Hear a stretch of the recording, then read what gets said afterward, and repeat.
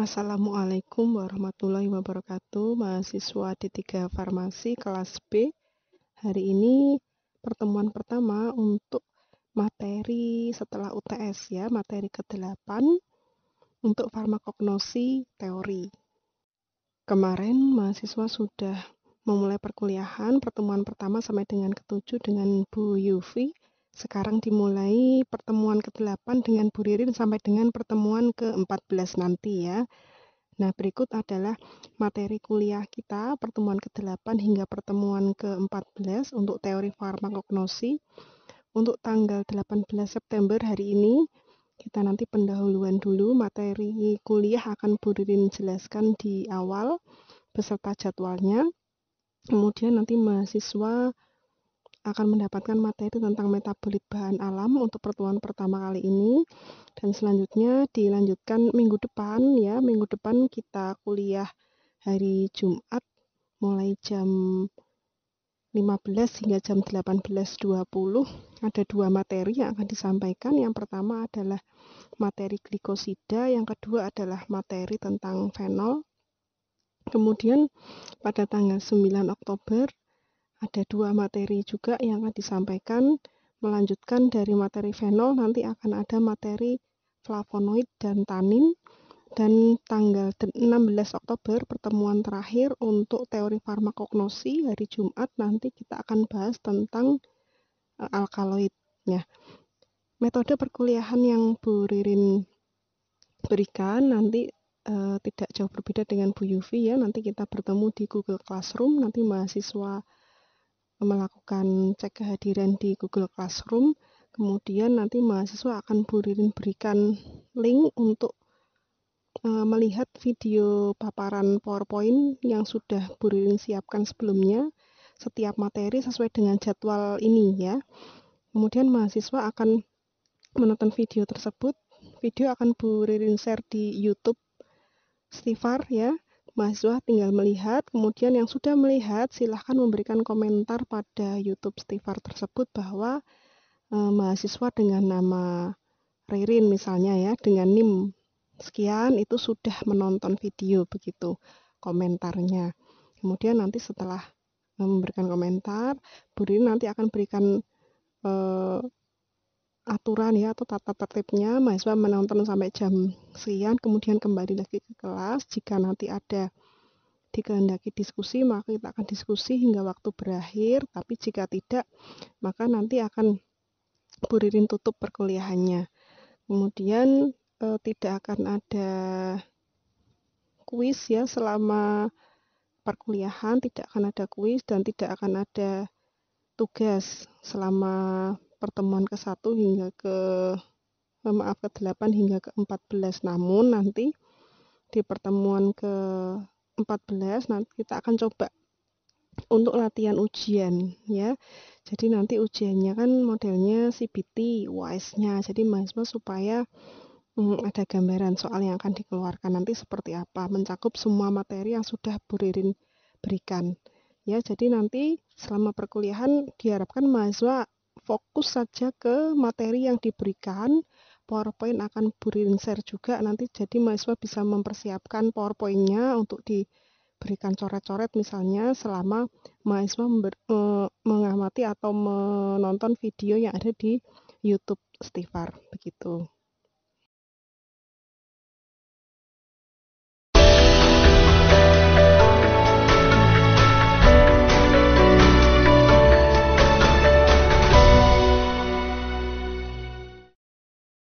Setelah jadwal yang diberikan di awal PowerPoint tadi, mahasiswa sekarang masuk ke materi yang pertama, yaitu materi metabolit bahan alam.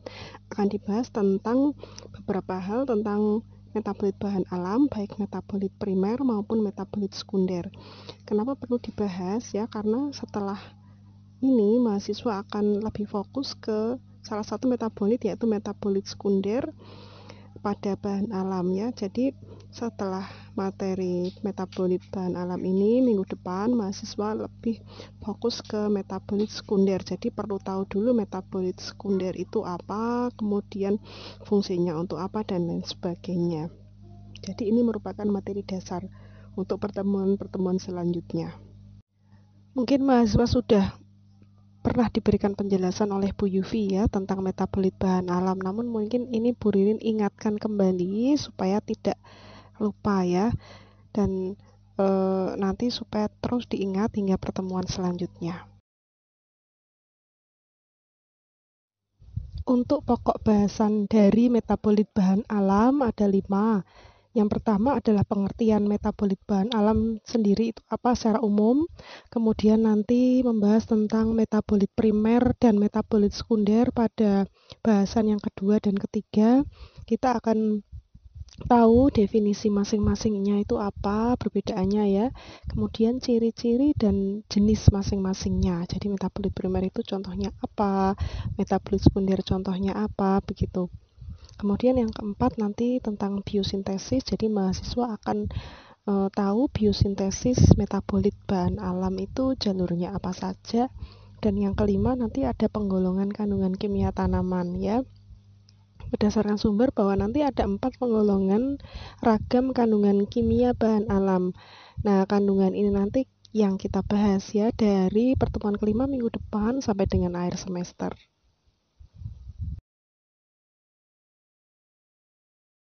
Untuk pengertian metabolit bahan alam ya, sebetulnya mudahnya kalau mahasiswa mau mengingat-ingat metabolit bahan alam itu apa? Yaitu hasil metabolisme yang ada pada bahan alam itu sendiri. Nah, jadi kalau berdasarkan pustaka ini metabolit bahan alam itu adalah senyawa organik hasil reaksi kimia yang terjadi dalam bahan alam, mempunyai sistem teratur dan melibatkan kerja enzim. Nah, metabolisme dapat pula disebut reaksi enzimatik ya pada bahan alam yang menghasilkan metabolit tersebut. Jadi kalau di sini dikatakan melibatkan sistem enzim, ya itu sendiri artinya adalah metabolisme itu sendiri ya. Jadi untuk mudahnya metabolit ini adalah hasil metabolisme. Nanti akan dibagi menjadi 2, metabolit primer dan metabolit sekunder.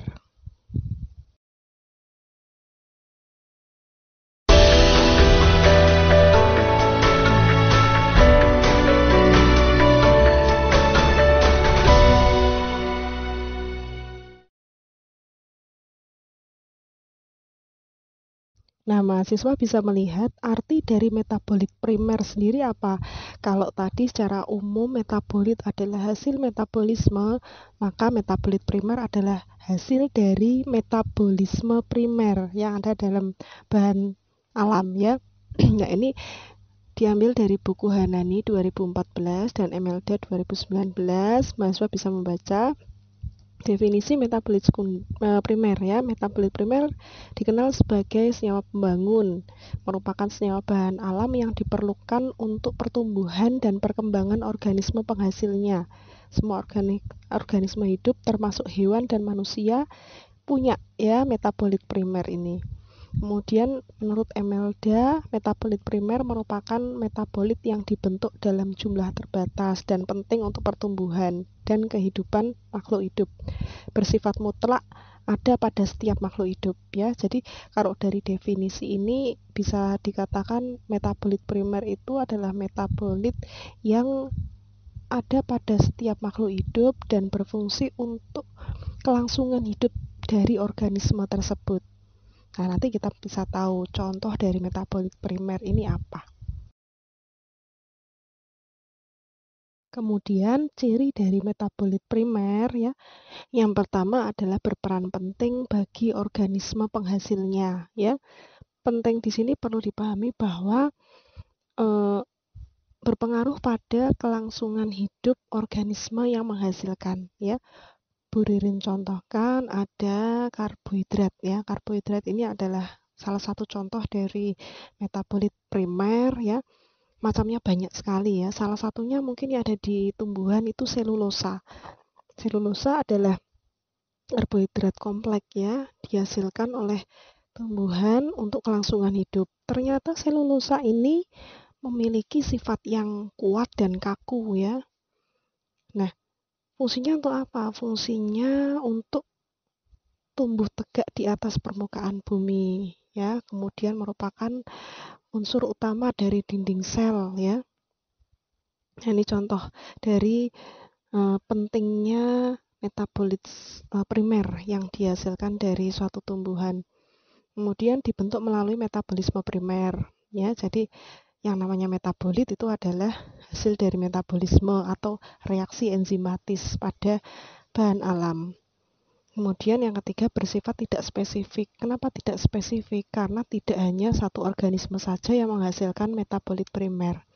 Hampir semua organisme itu menghasilkan metabolit primer. Kemudian diproduksi dalam jumlah yang banyak, ya.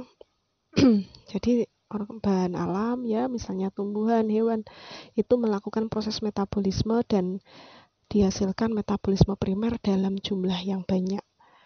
Kemudian berikatan erat dengan pertumbuhan organisme yang menghasilkan. Kemudian disimpan di intraseluler. Jadi misalnya tadi selulosa pada tumbuhan, ya, karena dia merupakan bagian dari dinding sel, ya, maka termasuk dalam bagian dari sel tumbuhan itu sendiri, ya, disimpannya di sana, intraseluler.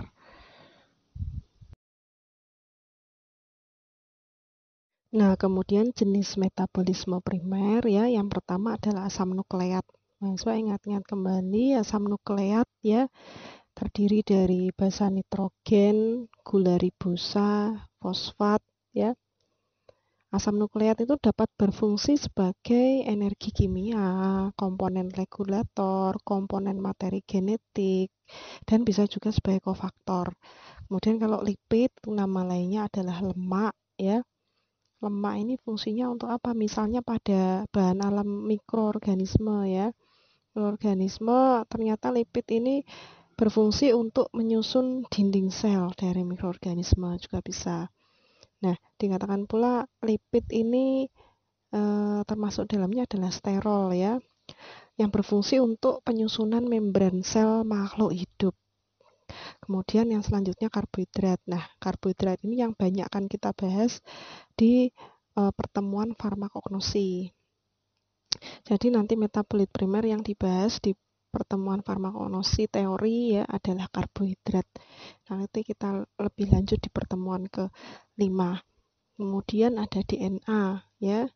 DNA ini adalah bahan kimia yang fungsi utamanya untuk penyusun gen menjadi unit penurun sifat, ya, dari induk kepada turunannya.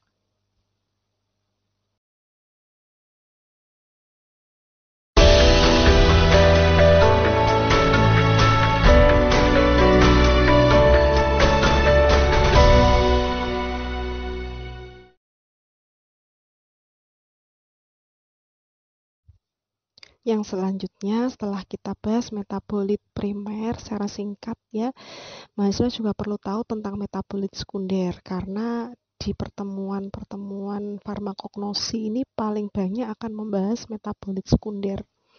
Nah, metabolit sekunder ini Bu Ririn ambilkan pengertiannya dari dua buku. Yang pertama dari Hanani 2014, yang kedua dari Emelda 2019. Untuk Hanani 2014 dikatakan bahwa metabolit sekunder dikenal sebagai hasil metabolisme yang memiliki peranan utama untuk mempertahankan diri dari organisme itu sendiri. Kemudian yang kedua, metabolit sekunder, ya, merupakan metabolit hasil metabolisme sekunder, ya. Jadi ingat-ingat yang tadi, metabolit primer hasil dari metabolisme primer, kalau metabolit sekunder itu hasil dari metabolisme sekunder yang tidak digunakan untuk pertumbuhan, ya. Jadi beda dengan metabolit primer yang tadi fungsi utamanya adalah untuk pertumbuhan organisme itu sendiri. Kalau metabolit sekunder tidak, dan dibentuk dari metabolit primer pada kondisi stres, ya. Nah, jadi metabolit sekunder ini ternyata kelanjutan dari metabolit primer.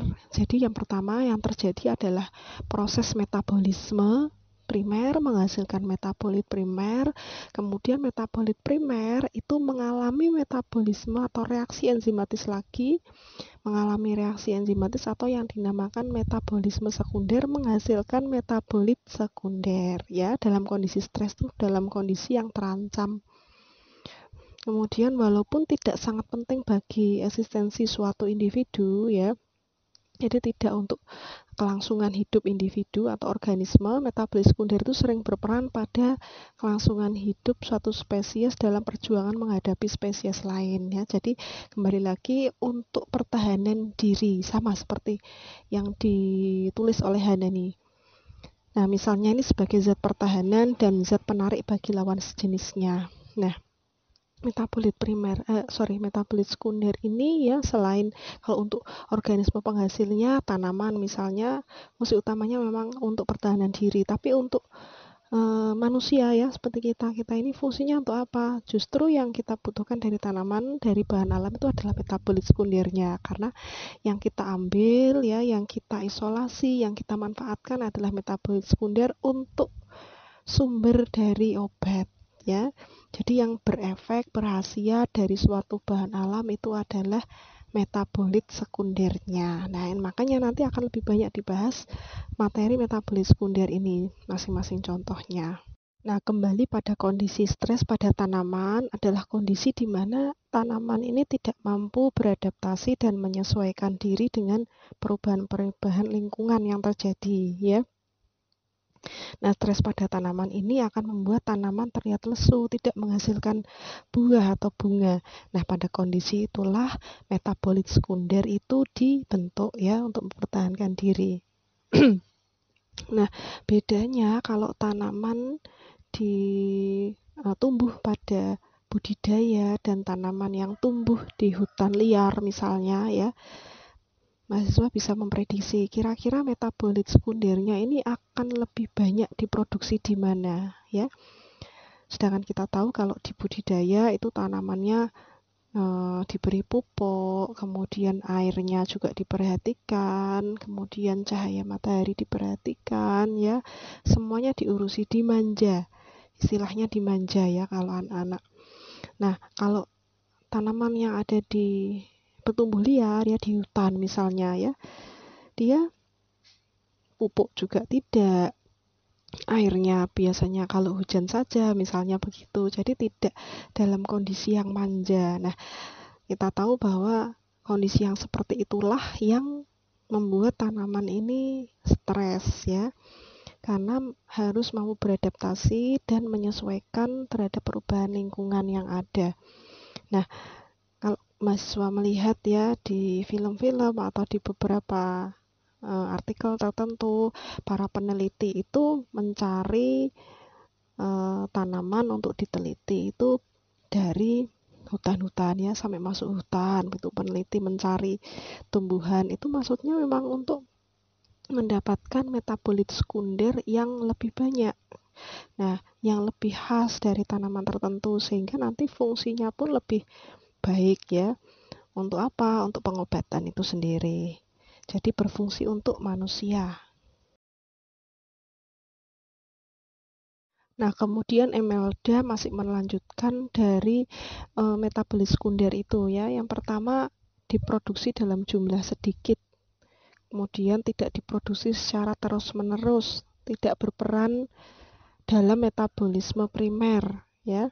Karena dia adalah hasil dari metabolisme sekunder tadi ya, jadi kelanjutannya. Kemudian yang dihasilkan tiap tumbuhan tidak selalu sama. Berperan untuk melindungi diri ya, pertahanan diri, kadang memiliki senyawa kompleks yang susah disintesis. Jadi senyawa atau metabolit sekunder ini kadang kalau sudah berhasil diambil dari satu tanaman itu susah untuk disintesis secara kimia ya, karena memang betul-betul khas dari tanaman dan tidak bisa dilakukan rekayasa kimia. Kemudian diproduksi di luar jalur biosintesis karbohidrat dan protein. Jadi di luar jalur biosintesis itu nanti mahasiswa akan tahu jalur metabolisme dari jalur biosintesis dari metabolit sekunder ini apa saja.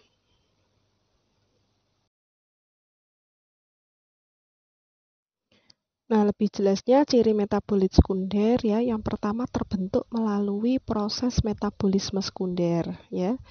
Jadi metabolit sekunder hasil dari metabolisme sekunder. Kemudian terbentuk selama organisme berada pada fase stasioner atau berhenti tumbuh atau berkembang.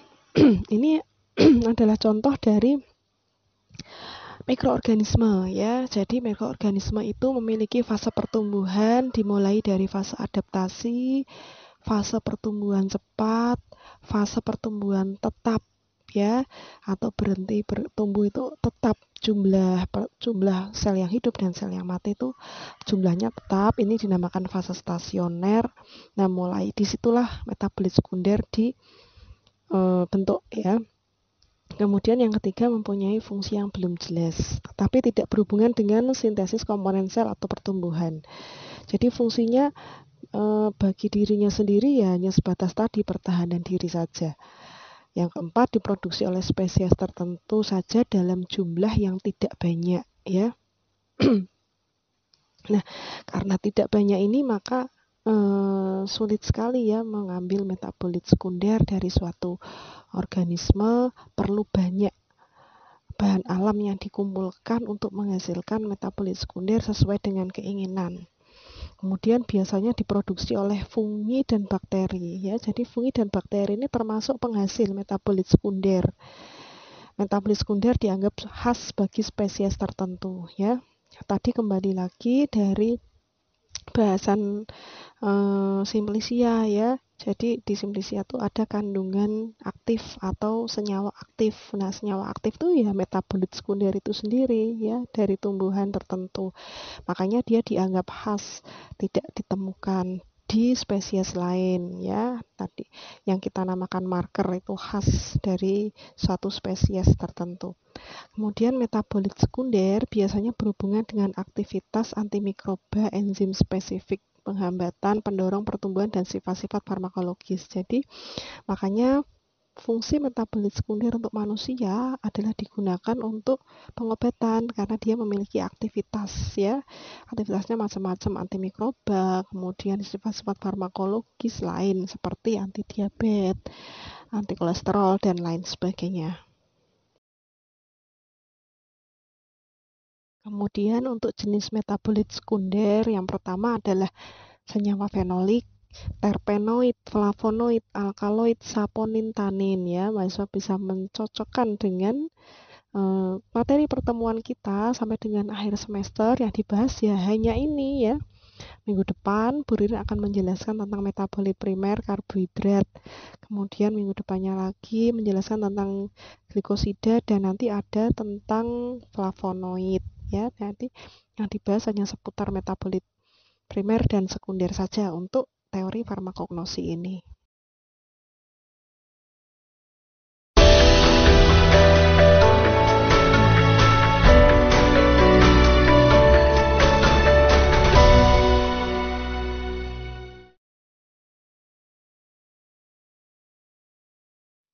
Nah, selanjutnya adalah bahasan tentang biosintesis ya.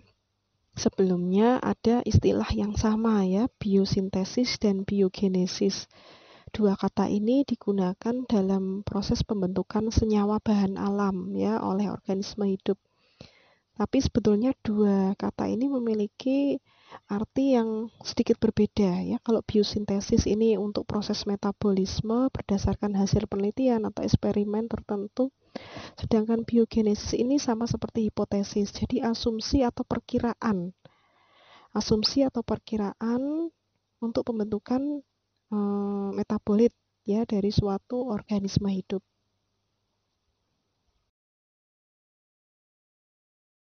Kemudian mahasiswa perlu tahu tentang hubungan metabolit primer dan sekunder.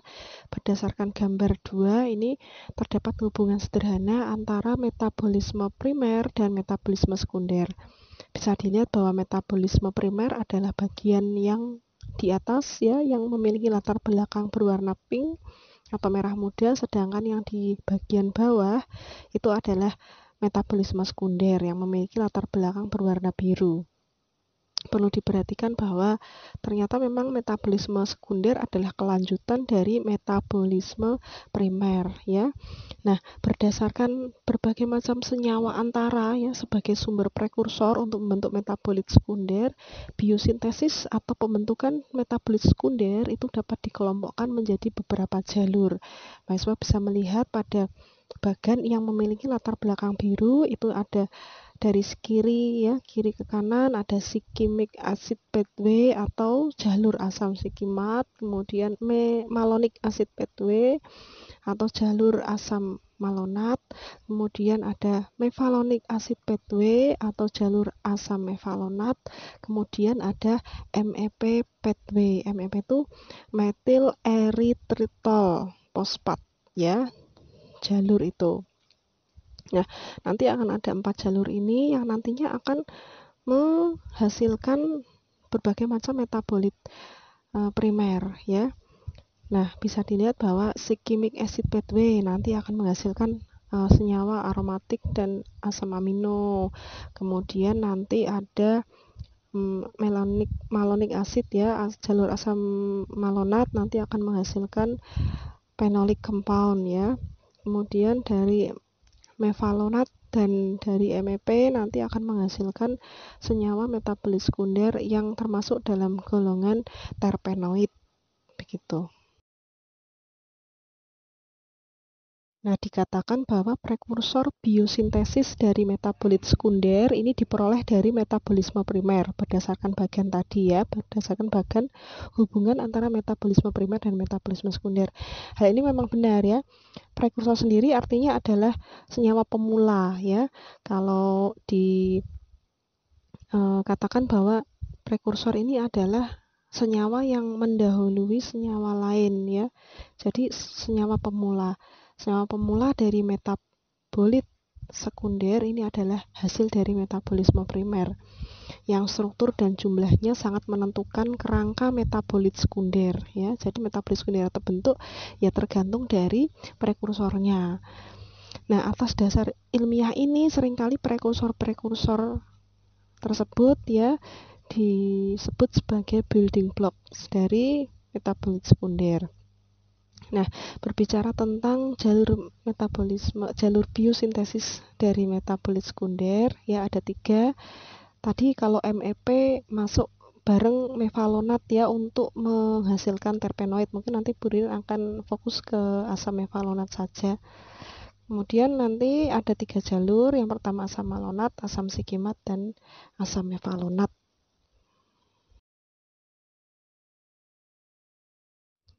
Untuk mengenal saja dulu ya, nanti masing-masing metabolit sekunder yang dibahas di pertemuan selanjutnya akan lebih dibahas lagi tentang biosintesisnya, bagaimana metabolit tersebut terbentuk ya, melalui jalur apa begitu. Nah, yang pertama adalah jalur malonat ya, asam malonat. Bisa dikatakan bahwa jalur ini menghasilkan suatu poliketida. Jadi jalur malonat ini endingnya adalah senyawa poliketida. Ketida itu adalah C2 ya. Kalau ada N di situ berarti ditambahkan poli, jadi C2. C2-nya bisa sebanyak 2 kali, 3 kali ya. Kalau 3 kali ya nanti jadinya C6, kalau 2 kali ya jadinya C4. Nah, poliketida meliputi golongan yang besar bahan alami yang digolongkan berdasarkan pada biosintesisnya, berdasarkan jalur malonat tadi ya. Dan keanekaragaman struktur dapat dijelaskan sebagai turunan rantai polibeta keto terbentuk oleh coupling unit-unit asam asetat C2 via reaksi kondensasi. Jadi mahasiswa perlu menggarisbawahi ini saja bahwa jalur malonat ini endingnya adalah senyawa poliketida.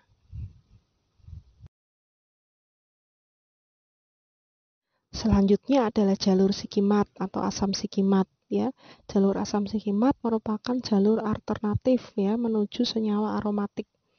Utamanya adalah fenilalanin, tirosin, triptofan ya yang merupakan suatu asam amino. Nah, ending dari jalur sikimat ya adalah senyawa fenilpropan. Mahasiswa bisa melihat ya, fenilpropan itu adalah suatu senyawa aromatik dengan tambahan C3. Jadi aromatik itu apa? Benzen ya, C6. Kemudian terdapat C3 pada benzen. Jadi benzen kemudian ketambahan C sebanyak 3, C3. Itu adalah senyawa fenilpropan. Makanya dia dikatakan bahwa fenilpropan jalur sikimat ini adalah jalur alternatif ya menuju senyawa aromatik karena pembentukan senyawa aromatik melalui jalur ini. Nah, berbeda dengan jalur malonat tadi yang menghasilkan poliketida C2 sebanyak N, kemudian yang kedua tadi jalur sikimat yang menghasilkan aromatik dan C3, berarti benzen C3 atau C6C3 ya. Nah, kalau jalur mevalonat, asam mevalonat ini berbeda lagi. Jadi bersama tadi MEP ya, menghasilkan unit isopren atau C5 yang nanti akan dipelajari di bahasan tentang terpenoid ya, bahwa isopren ini merupakan unsur yang membentuk senyawa terpenoid. Kita tahu bahwa terpenoid itu merupakan senyawa yang memiliki atom C mulai 10 ya, monoterpen itu C10, diterpen itu C20, triterpen C30 dan seterusnya. Nah, itu dibentuk dari unit isopren ini C5. Jadi monoterpen itu ada 2 unit isopren. Di terpen ada 4 unit isopren, begitu. Nanti akan lebih dijelaskan lagi kalau mahasiswa masuk ke pembahasan tentang terpenoid, bagaimana biosintesisnya dibahas lebih banyak di situ.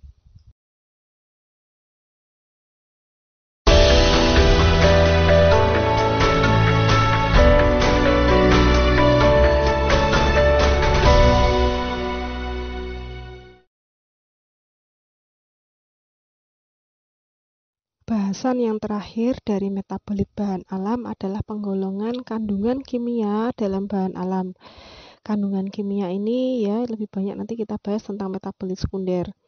Nah, yang pertama adalah berdasarkan taksonomi ya.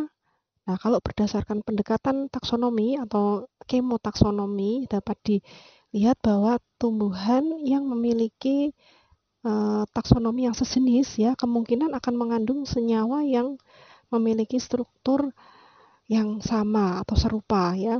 Contohnya adalah senyawa kelompok kurkuminoid ya. Jadi kurkuminoid itu ada 3 senyawa yang termasuk di dalamnya. Ada kurkumin, desmetoksikurkumin, dan bisdesmetoksikurkumin ya. Misalnya kita ambil satu saja, kurkumin, atau ketiganya bolehlah. Untuk kelompok kurkuminoid itu banyak ya, terdapat pada berbagai jenis kurkuma ya, misalnya kurkuma domestika atau kunyit ya, kurkuma santoriza, temulawak ya. Nah, dan kurkuma yang lain juga memungkinkan ada senyawa kelompok kurkuminoid ini.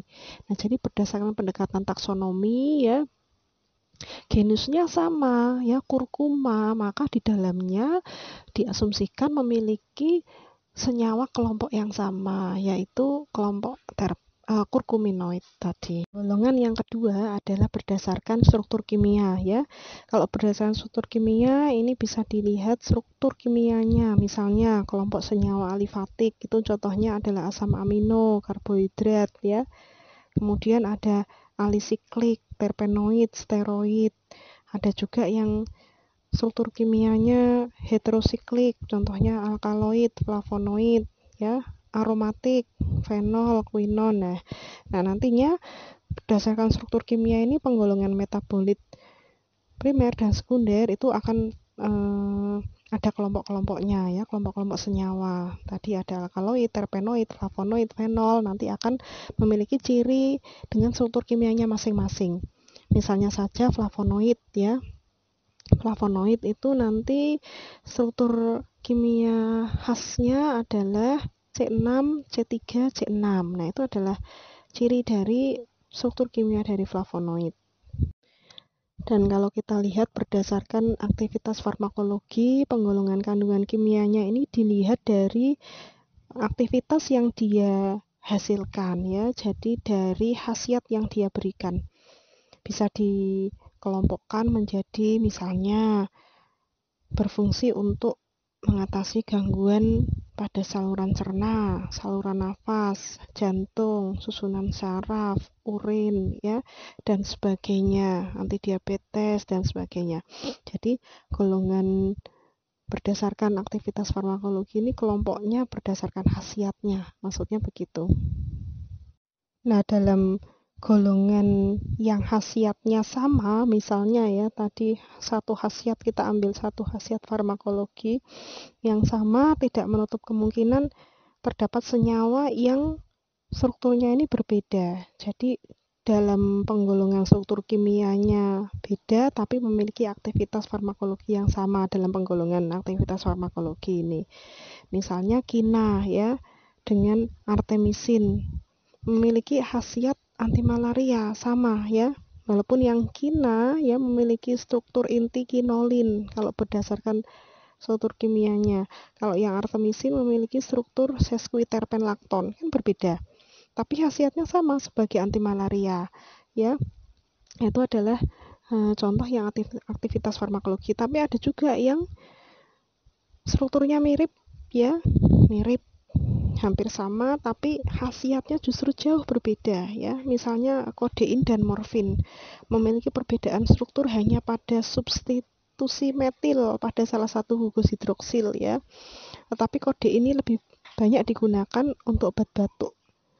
Nah, dari perbedaan di atas ini dapat dipelajari ya tentang hubungan struktur kimia dengan aktivitas farmakologi. Ternyata yang aktivitasnya sama belum tentu memiliki struktur yang sama. Begitu pula sebaliknya, yang strukturnya hampir sama belum tentu aktivitasnya sama juga.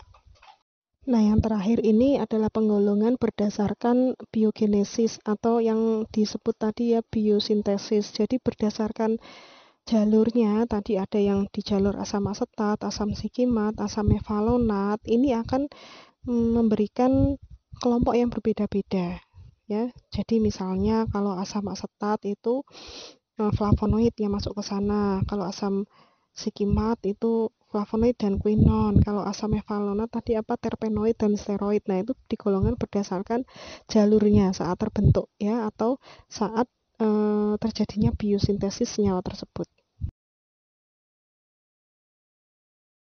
Alhamdulillah untuk materi metabolit bahan alam sudah selesai. Mahasiswa punya sedikit pandangan ya untuk metabolit primer maupun sekunder yang nantinya kita akan bahas lebih spesifik lagi pada pertemuan-pertemuan farmakognosis selanjutnya. Itu saja yang Bu Ririn sampaikan. Selanjutnya diskusi akan dilaksanakan di Google Classroom sampai dengan waktu perkuliahan selesai. Silahkan mahasiswa kalau ada pertanyaan disampaikan melalui Google Classroom. Bu Ririn tutup.